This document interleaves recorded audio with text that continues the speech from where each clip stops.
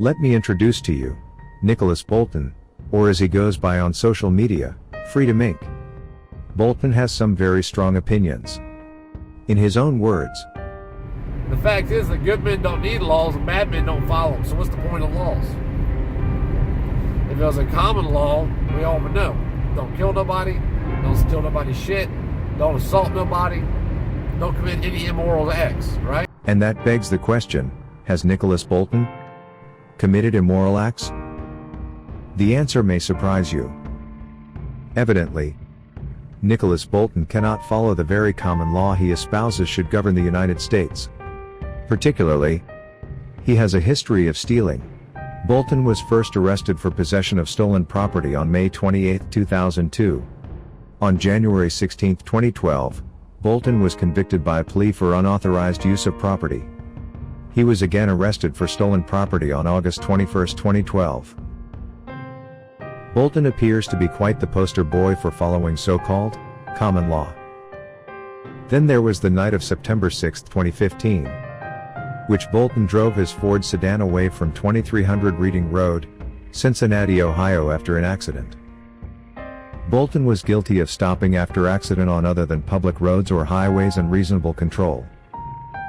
Yet another instance of Bolton's disregard for others' property. Things all began to come to a head for Bolton on March 27, 2013. Bolton was charged with 3 counts of possession of stolen property, 2 counts of money laundering, 2 counts of possession of criminal tools, 2 counts of telecommunications fraud, as well as being a felon in possession of a firearm. Ultimately, Bolton pled. Bolton's cooperation with authorities reduced his sentence to 21 months in prison for his crimes. Before the plea deal, an affidavit was entered into court records. Unlike other legal documents, a court order sealed the contents of that affidavit. Why? Does it contain the details about Bolton's cooperation? According to uscourts.gov, criminal case documents and hearing transcripts are sometimes sealed to protect cooperating witnesses from retaliation. Did this affidavit contain information for which somebody would want to retaliate against Bolton? Was it to protect someone else? Perhaps we'll never know. We'll never know why Bolton was given such a merciful plea deal. It didn't take long for Bolton's family to feel the pain of his incarceration. Ultimately, Bolton left a wife and children at home while he paid his debt to society. Perhaps caving to the pressure, Bolton's wife, Christy, was charged with possession of drugs, drug paraphernalia, and 2 counts of child endangerment just months after Bolton was incarcerated. Then in July of the following year, Christy and family were taken to court and ultimately evicted in Bolton's absence. We could discuss more of Bolton's repeated irresponsible behavior, including over 17 police encounters in Hamilton County alone. We don't need to get into the details about drug abuse and other petty crimes to demonstrate Bolton has a history of committing fraud and property crimes against his countrymen. He wants to alleviate his fellow citizens of their hard-earned property.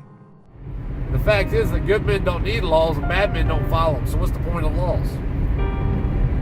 If it was a common law, we all would know. Don't kill nobody, don't steal nobody's shit, don't assault nobody, don't commit any immoral acts, right? The most important takeaway is that Nicholas Bolton is an inmate. He is not a man. He let down his parents, his children, and his wife with his selfish, irresponsible, and criminal behavior. He is a con artist that is still trying to find ways to deprive Americans of their hard-earned money. He's just found a new avenue: YouTube, PayPal, and Patreon. Despite being a selfish felon with no regard for your property, he is nothing more than a jailhouse constitutional lawyer. Criminals like Nicholas Bolton don't respect your rights and are not the leaders of the freedom movement. Bolton should be exposed for the fraud he is. All the information I've provided is easily verifiable with quick searches on the CaseNet of Hamilton County, Ohio. Supporting those like Bolton is counterproductive to the cause of liberty and limited government. Please spread the word so that others do not fall victim to his criminal actions or his misrepresentations.